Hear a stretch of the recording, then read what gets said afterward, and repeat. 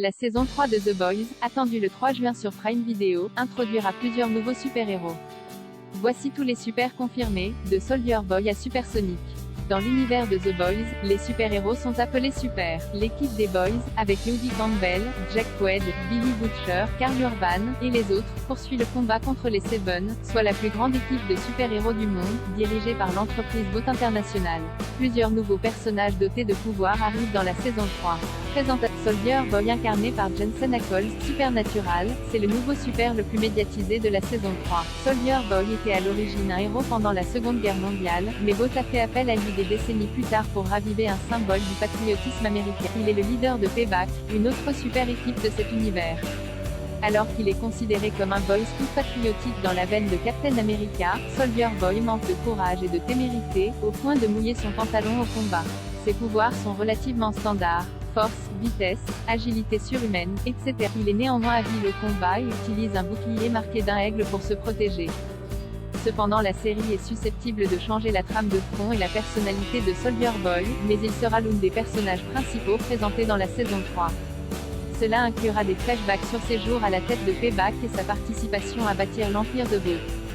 La saison 2 a déjà mentionné Soldier Boy comme le premier super créé avec le composé B, donc la série a déjà teasé son introduction. Crimson Countess, un autre visage connu des séries qui débarque dans la saison 3, c'est Crimson Countess, jouée par Laurie Holden, de Walking Dead. Elle est membre de Payback dans les bandes dessinées et a donc travaillé avec Soldier Boy. La première Crimson Countess est décédée lors de sa première mission, mais Vought a décidé d'investir sur cette super des années plus tard.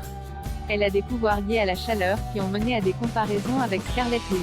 Crimson Countess était cependant un personnage mineur dans les bandes dessinées et a subi une mort horrible des mains de Billy Butcher. Son rôle dans la saison 3 n'est toujours pas clair. Elle fera partie de l'équipe Payback, probablement de nos jours. Selon Starlight dans la saison 1, c'est elle qui a le plus de chances d'intégrer les Seven. Il y a également des indices concernant sa présence dans le Vought Cinematic Universe. Si elle est amenée à affronter The Boys, les bandes dessinées ne lui laissent pas présager un avenir durable dans la série.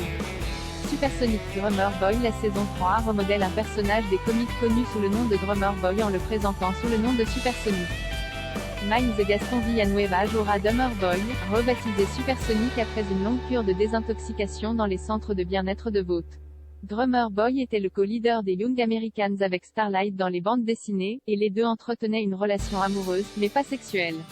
Après que Starlight l'a surpris en train de la tromper avec Holly Mary, une autre membre de Young Americans, ils ont rompu. La saison 3 a déjà confirmé que Starlight et Supersonic étaient en couple dans le passé, et il y a de fortes chances qu'il essaie de raviver cette romance. Étant donné que Drummer Boy n'avait aucun pouvoir dans les comics, la série pourrait lui donner de nouvelles capacités grâce à Vought, comme la super vitesse. Gunpowder fait également son entrée dans la saison 3. Le personnage a fait une petite apparition dans la saison 1, mais le rôle a été recasté avec Sean Patrick Flanery. Gunpowder est membre de la super équipe parrainée par la NRA, National Rifle Association, connue sous le nom de Teenage Kicks. Ses pouvoirs sont directement liés aux projectiles et aux armes à feu, la série l'utilisait auparavant comme défenseur du deuxième amendement.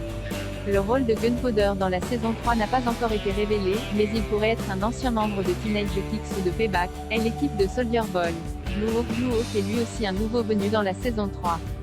C'est Nick Wexler qui l'interprète. Ce serait a priori une version parodique de Wolverine, il a des marteaux à la place des mains et un casque bleu dans les bandes dessinées. Si tel est le cas, l'introduction de Blue Hawk pourrait conduire à l'apparition des G-Men, qui pourraient alors aider à mettre en place la série dérivée de The Boys dans une école de super. Moonshadow. La saison 3 devrait également introduire un autre nouveau personnage, Moonshadow. Elle est basée à San Diego et semble être un personnage original et donc inconnu des lecteurs des comics.